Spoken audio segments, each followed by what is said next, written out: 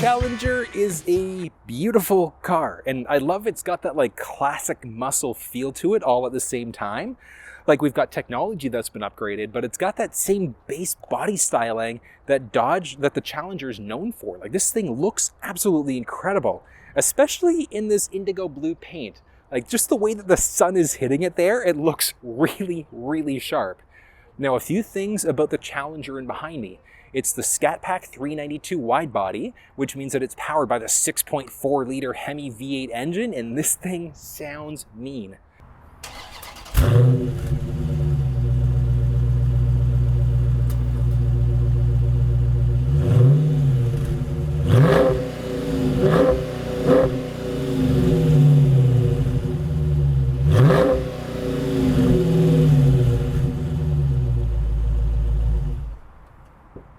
Now, there are a lot of things to know about the Challenger, but before we dive into it, I want to give Pickering Chrysler a huge shout out and thanks for letting me use this vehicle for the day to shoot the video for you guys. You can find their contact info down below. You can find the build details for this vehicle in the description as well. But unpacking this thing, the Challenger is kind of crazy. It's got 11 available trim levels, and it's going to vary. So you've got the option for rear-wheel drive versus all-wheel drive, depending on the version of the vehicle you're in. You might also have either an 8-speed automatic transmission or a 6-speed manual transmission. So it's going to depend on what's important for you. But so many options available for the engines. Like we've got the 3.6 all the way up to the 6.2 liter supercharged high-output V8 engine inside of the jailbreak version of the Challenger. This is really nice though. So let's unpack this bad boy and figure out what the 2022 Challenger has to offer, because there are so many things that this thing is capable of. But starting off, taking a peek at these wheels. There are a few different options that are available for the Challenger, depending on which version of the vehicle you're in. 18-inch tires at a minimum, up to a 20-inch tire maximum. But there are so many different style rims that are available. We've got our traditional aluminum. We've got the option for black painted. We've got granite. So many options that are available, but I love the way that these rims look. They are fantastic. Oh, really nice. Now this thing has the SRT Brembo calipers as well, and it is really, really nice. Oh, this is really sharp. Red painted. You've got the option for orange paint. Like literally the sky is the limit pretty much for the way that you can have these things, the calipers colored out. You can do some hydro dipping aftermarket, powder coating, whatever the case may be, if you want to change up the dynamic look of the rim or of the caliper as well. Now I did mention it, we do have the option for either rear wheel versus all-wheel drive, depending on the version of the vehicle you're in. This is a Scat Pack 392, which means we're strictly looking at rear wheel drive as an available option. But body styling in this is really nice. We've got this like Scat Pack, we've got the 392 badge along the driver and the passenger side. But as we start to move forward, so we've got this lip along the very front of the vehicle and its performance. So again, it's going to help to keep the vehicle down on the ground. And it's especially important if you're planning on tracking this thing, because you do have the option of tracking this, and there are so many packages that are available in order to be able to make this thing even more track ready. You've got the options for seat delete. So you can delete the passenger seat, you can delete the rear seats from the factory rather than having to rip them out yourself. So it's going to depend on, are you handy, or do you want to just have a track ready vehicle done right from the factory? Like so many packaged options that are available inside of this thing. Our headlamps there look fantastic. We do also have right on the middle. So we've got two headlamps there that are essentially empty. And what that's going to do is it's essentially an air catching, which is going to help keep the engine a little bit cooler. So it's going to be forcing cold air underneath the hood there. And we've also got functional hood scoops there as well. Same idea. You want to keep this bad boy a little bit colder. And one of the cool things, we've got so many different options for trying to keep the engine cool. So there's active cooling that's available inside of this thing as well, in order to make sure you're essentially track ready in between laps as you go. So if you're planning on tracking this thing out, there are so many ways you can build it to make it happen. It's just going to be a matter of, do you want to go for something base like the 3.6 Pentastar, or do you have the budget for the SRT Hellcat Jailbreak? It's kind of crazy what this thing is capable of though when you look at it. But the overall base styling is fantastic. We've got this nice kind of, oh, I love it, our Challenger badge in the front there. It's handwritten, nice and classic style there. And this thing is the RT there as well. So we've got our RT badge along the right-hand side. It looks great. I love the way this paint shines. I wish that you could see it in person. Like, if you've got an Indigo Blue locally at a dealership, check it out. This thing looks incredible. Nice metallic paint, and I love me my blue. It's really nice. Getting underneath the hood of the Challenger is really straightforward. So, typical styling, most manufacturers. So this one just above our emergency brake. We've got our release there. Now, one thing to note, this thing is on hydraulics, but it still has a little release. So if we go just right in the middle, there's a release there to shoot it off to the left. Oh, hydraulics, absolutely love it. But we've got this, the 6.4 liter Hemi V8, and this thing looks absolutely incredible. The 6.4 liter Hemi V8 pushes at 485 horsepower and 475 pound-feet of torque. It's incredible. It's incredible the way it looks, the power that it pushes out. And then inside of the Challenger lineup, we have a series of different options for engines that are available. So we've got that base 3.6 liter Pentastar if we want to go that route, all the way up to the 6.2 liter supercharged high output. It's available in the Jailbreak or the Super Stock version of the Challenger. But across the board, they look fantastic, function amazing, and you've got a ton of different options that are available. Right along the side, we've got a powered by SRT along both of the outsides of the engine that cover there. We do have easy access, so if we want to top up fluids ourselves, check, change our oil, etc. Up along the top there as well, we've got a little fire shield. Now, one of the cool things that's available inside of this is you would have the option for a Mopar cold air intake right from the factory. So there are different packaged options which would give us that option. You could also do something aftermarket. So benefit of that cold air intake is going to keep this bad boy colder, definitely useful. So if yours doesn't have that option from the factory, just look at doing something aftermarket. It is really useful, especially if you're looking at taking this thing on the track. Like, yeah, we do have all of our functional scoops and we've got those faux headlights for air and things like that, but it's not going to compare to having something where you can get a cold air intake that's going to rush the engine just to give you improved performance there. But I love the look of this thing. It's really, really nice. And just having so many different options that are available inside of this, I just think is incredible.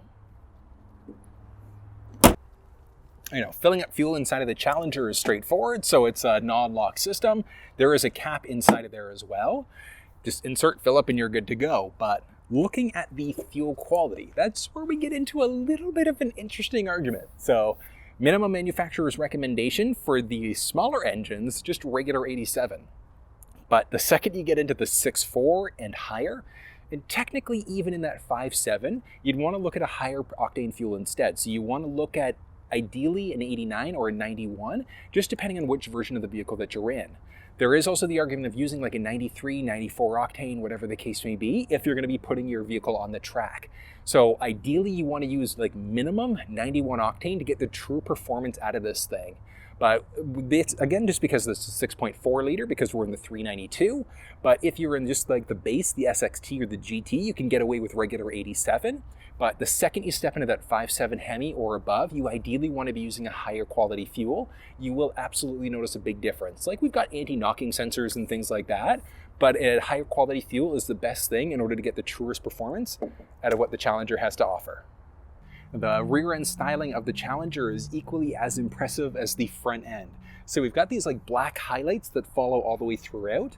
You've got the option for the black top package and a number of other things. So the way that the outside of the vehicle is going to look is going to depend on which version of the vehicle you're in. Like, we get into the shaker package, and you'll notice that under the on the hood there, so you'd have a completely different look, just depending on which packages you've added on. But we do have our dual tip exhaust with the option of having that painted black. But the front bumper, that lip on the very bottom, that black highlight follows all the way through the bottom part of this bumper here as well, which looks great. We've got the reverse sensing system here. Up along the top, we've got our Dodge badge right in the very middle. Our backup camera, which is a North American standard as well. But I do love our rear wing there. You've got options as well, obviously. Like, if you're going to be tracking it, you probably want something a little bit higher, just to give you a little bit more aerodynamics in order to give you a little bit more added downforce there. But I mean, there's obviously a trade-off. So if you are contemplating tracking your vehicle, you're not really sure where you should start, check with performance shops in your area. You'd be surprised at how amazing these people are at giving you tips and suggestions and things like that on how to optimize your ride. Whether that's something simple like basic body modifications or stage 1 ECU tunes and things like that to unlock truer performance inside of this. But I do love the base styling inside of this thing. The Dodge in the back there is great. I love the way that the tail lamps look inside of this thing. We've got our backup camera there as well. And then right underneath our backup camera, so the second D in Dodge, we do have a little button there. So we can push that in order to get into the trunk area of the vehicle. Let's have a peek. So as you can see there, the Challenger actually does have a decent amount of trunk space. Not a ton, but I mean, if you need to throw some things back here, you've got that flexibility. You do have the option of folding down the second row seats. A little bit challenging to do it, but not impossible. Ooh. So just on the inside there, we've got a little release just to the left and right hand side of the bench there, but folding down one side or the other. So if you need to fit golf clubs, bags, whatever the case may be, we've got that flexibility. And then as you can see, we've kind of got this like little cloth piece in the middle, which is going to give us a little bit more of like a flatter fold in the back there, but pretty straightforward, and it gives us quite a little bit more space. Right now, taking a peek at the trunk area of the vehicle, there's not too much back here. Like we've got just our regular cloth liner, carpet liner, whatever material you want to call that, but it's stripped down, it's basic. Now we do have the option for an 18-speaker Harman Kardon sound system, and that would also feature a trunk-mounted subwoofer, which this one doesn't have, so it's just a naked trunk with a decent amount of space. But we do have a little tab that we can pull, and when we do, we've got our battery off to the right-hand side, we've got our little inflator kit off to the left, but no spare tire inside of this thing. Spare tire is optional, but it's going to depend on which version of the vehicle that you're in.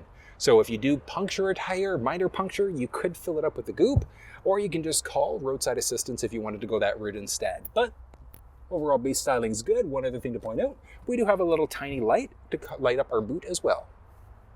All right, now taking a peek along our driver's side door.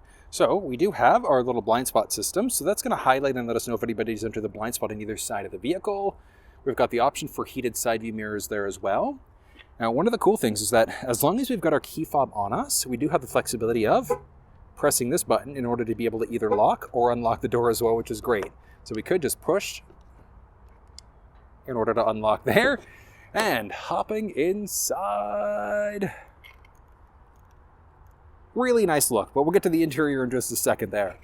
So starting off with our base styling along our driver's side door there, we've got nice leather with a nice stitching that follows all the way through. It even follows through the seats there, but we've got a series of different seats that are available. There is the option for seat memory there as well as our steering wheel memory. So it's going to depend again on which package of the vehicle that you're in. Along the side there, we could also easily adjust our side view mirrors. We can have our window buttons there, a little storage area there. We've got a little storage there and a little bottle holder along our side with our door handle. Taking a peek along the seat there, so as you can see, power seats depending on the version of the vehicle you're in. So we can go forwards, backwards, up and down with it. We've got two-way lumbar support, and then we've got this little guy in order to adjust what's going on with our backrest there. So we just give that a pull as well. Now, taking a peek just at the steering wheel there. So your wheel might be power or it might be manual, just depending on which packages you've added in. But we do have power, so forwards, backwards, up and down. So we do have a telescoping wheel. That'll be the same across the board. Just to the left-hand side of the steering wheel, series of other buttons that are available there. So we can figure out what's going on with our running lamps. I always just recommend keeping it at the auto setting. We can also increase, decrease brightness of the cluster screens and things like that on the inside of the vehicle, so all of our different lights, etc. We've got a hood release back here as well.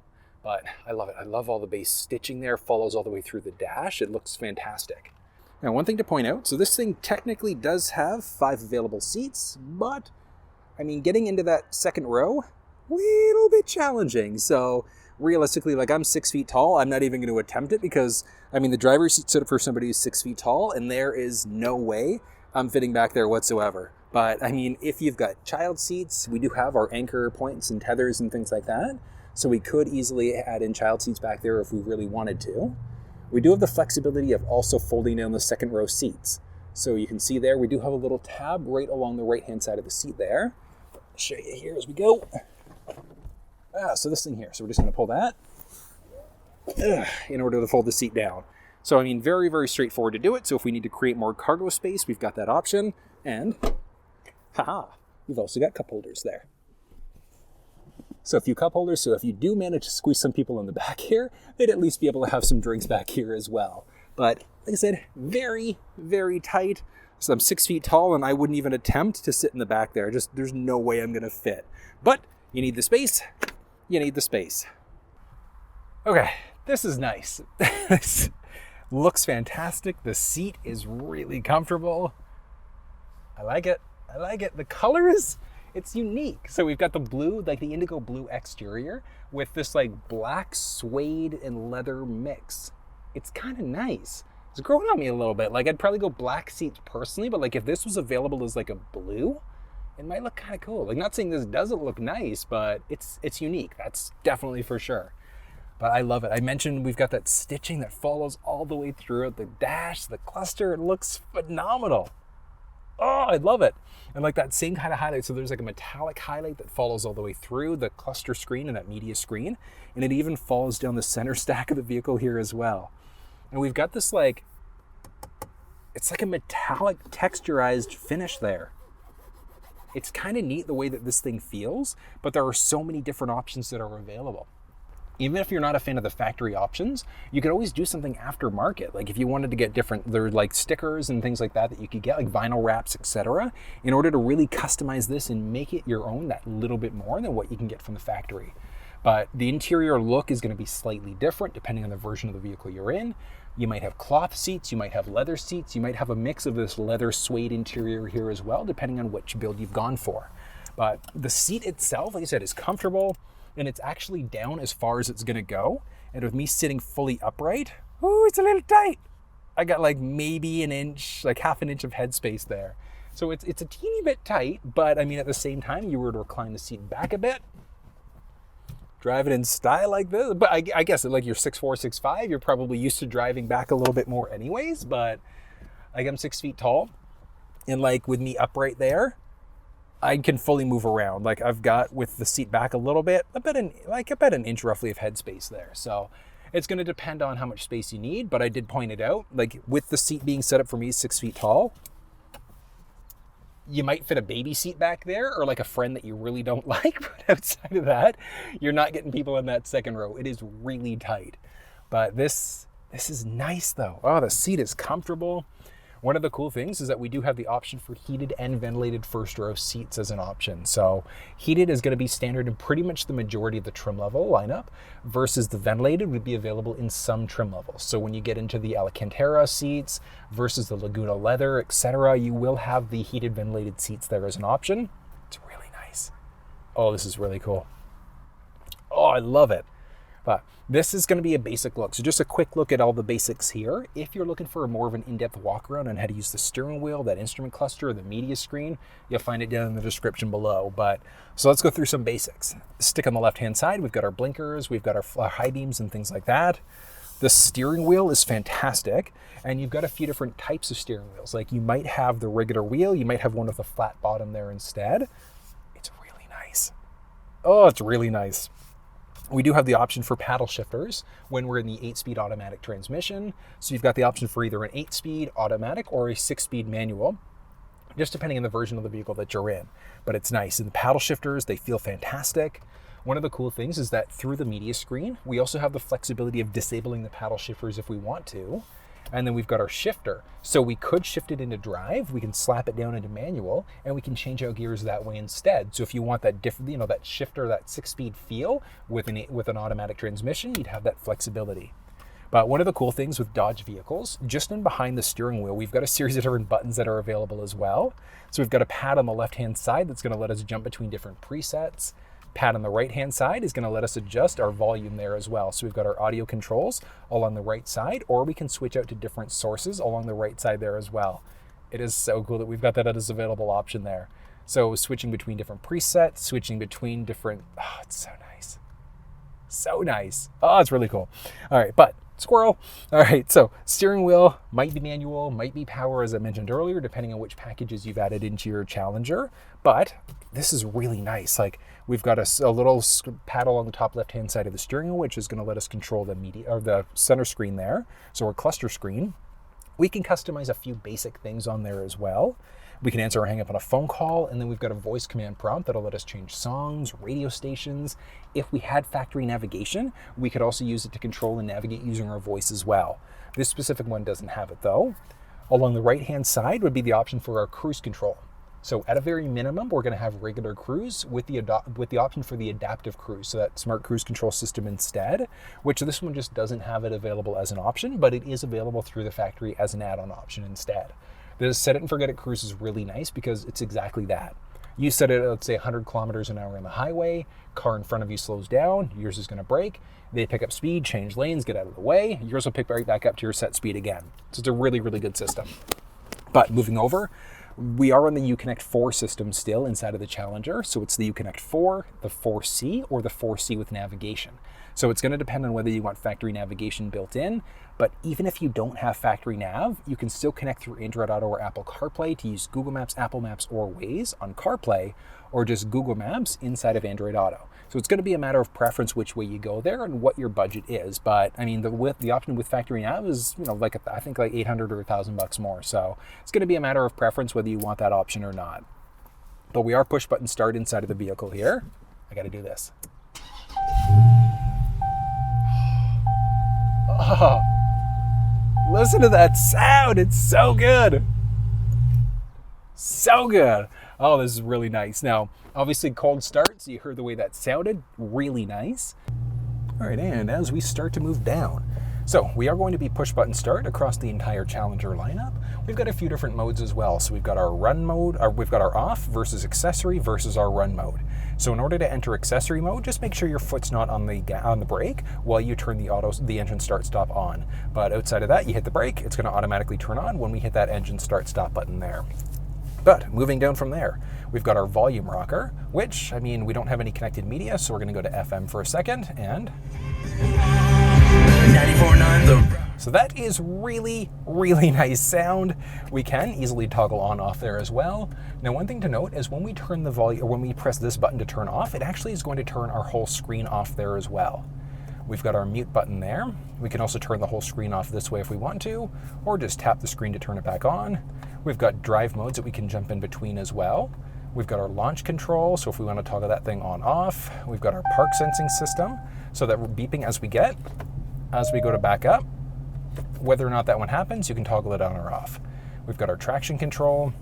We've also got our tuning rocker there, so we can tune this way if we want to. We've also got a few different ways that we can tune on the media screen. So we've got a little button that we can enter in a manual station that way. We also have a voice command prompt in the steering wheel, and we can change out stations that way as well if we want. Now, as we start to move down from there, let me get this out of your way for a second. You can see we've got our front and rear windshield defroster. We've also got dual zone climate control inside of this thing, so we can either increase or decrease if we'd like to, one side or the other. We've also got the option of adjusting what's going on with our fan speed. We can toggle our whole system on off, or we can have it automatically determine what the cabin temperature should be. Now, as we go through that center screen there as well, we do have, you might just be able to make it out there, so we've got a little climate button, which gives us a few more advanced controls. So if you want to go into your windshield, face, feet, etc., you're going to have to go through that center, the media screen there in order to be able to adjust that out. But down from there, you can make it out. So we've got our park, reverse, neutral, drive, and then our manual mode. So once we're in drive, we can push this thing out to the side, and it jumps us to our manual mode there. So we can adjust gears out that way instead if we'd like to. The shifter is really comfortable, so fits nicely in the hand. We've got two cup holders there. Now, I know ambient light is an option inside of some of the Challengers, so it's going to depend on which model of the vehicle that you're in. But we do have some cup holders there as well. But the overall base styling is really nice. Like, I do love how we've got this like metallic highlight that circles all the way throughout the center stack there. But that like base highlight there also feels great. And even if you're not a big fan of the way that this looks, you've got some options as well too for some aftermarket stickers and wraps and things like that. So if you wanted to adjust this out and customize it a little bit, you'd have that flexibility to be able to do it. And then we've also got a little armrest. And then one cool thing about the armrest, so we've got a decent amount of space there. But we've got our two USB ports here. And then there also is an aux jack, so that 3.5mm jack. We can hook that up here. There's also a 12-volt power point back there. So it is kind of nice. It's small, but I mean, at the same time, you need it. It's kind of cool. But that stitching, I love it. It like follows through all the way throughout the center here. It looks really nice. But as we start to move up overhead, there is the auto dimming rear view mirror, which we can toggle off through this middle screen. We've got our SOS versus our assist mode. If you've got a garage door opener at home, you can program it in. We've got our sunglasses holder there as well. And then we also do have the option for a sunroof. It's a little bit toasty and a little bright, so I'm just going to keep that shut for the time being, but it is kind of cool. We've got our assist handle there, driver passenger side, which, I mean, if you're going to drive this thing like for its intended purpose on the track, you're probably going to need it like a little bit. Like, you get your holy crap handles. It's definitely useful. But up overhead, like this is nice. Like this is just our regular cloth on the inside there. We do have the option for a suede headliner, so we've got our carbon suede interior package there as well, which is again going to change up the dynamic look and just give us suede all over the place. So it's going to be dependent on which trim level of the vehicle you're in and which packages you've added on. But the sunroof is available across the entire Challenger lineup. So it is nice that we can add that on, and it is an add-on from the factory there. With our visor, we do have our little business card holder. We've got our vanity mirror with a built-in light as well, which is great. And then this extends out. And then we've got just the tip, just the little bit. It's kind of cute, but it's going to block the majority of the sun that's potentially going to hit your face. It's kind of nice. It's kind of cool. But I love what Dodge has done with this. Like the interior here, it's fairly unique. Like with the Indigo Blue exterior and this interior, it is very, very unique. Ooh, 12-volt power point. That's kind of cool. We've got a little 12-volt power point on the outside there as well. And then there also is like a teeny little mat pocket on both sides. So not really, maybe like a phone? It's a tiny little space though, but it is still available there as an option. This is kind of nice. I think Dodge has done a fairly good job on the Challenger, as always, with that classic muscle style. But the 6.4 Hemi, I have not had the luxury of driving as of yet, so let's take her for a spin. Whew. Like Ranger almost, I have Ranger F-150, whatever, almost like smoked the Fusion in front of us. Oh, people are just like impatient today. Oh, well, they're not gonna like me in a Challenger going the speed limit. I don't like me in a Challenger going the speed limit though, so I'm not gonna sit here and cry about it. All right. It's so good.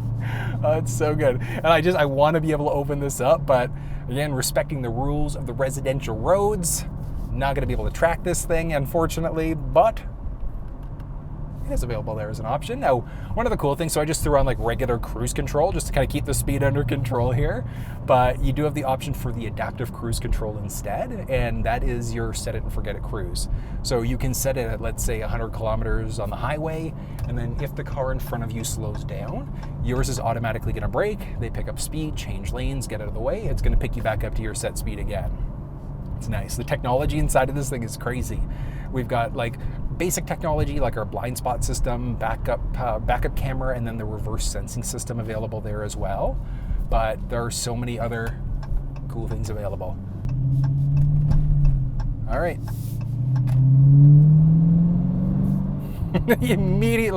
immediately up to 60.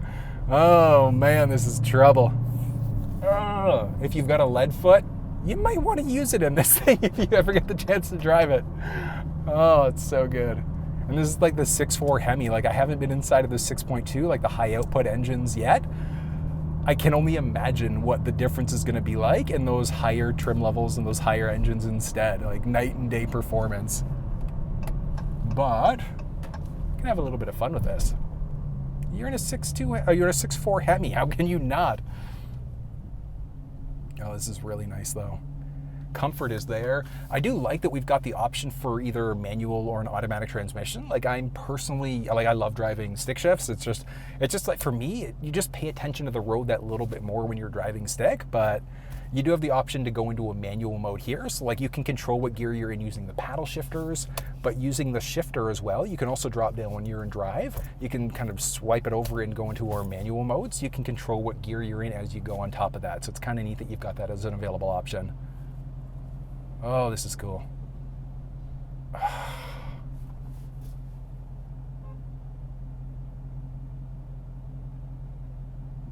Impatient.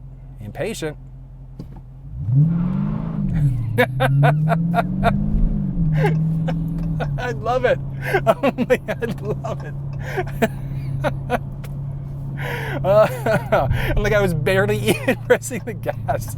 So the reason why I've got it in sport mode right now, which means that the suspension system is actually the traction is in our sport mode instead, rather than like our standard street mode. And that's why you heard that kind of like, hey, well, it's rear wheel drive as well, so that makes sense. But damn, that was fun. All right.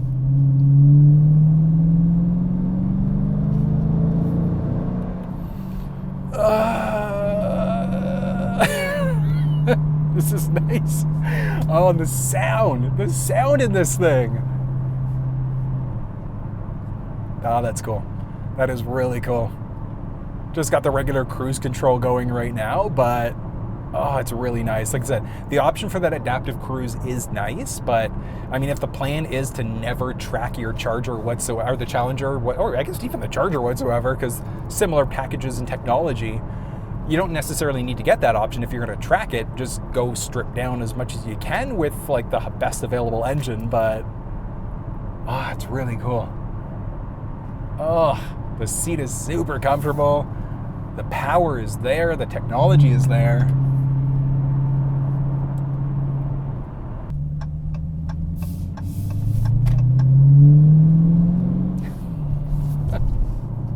It's so good.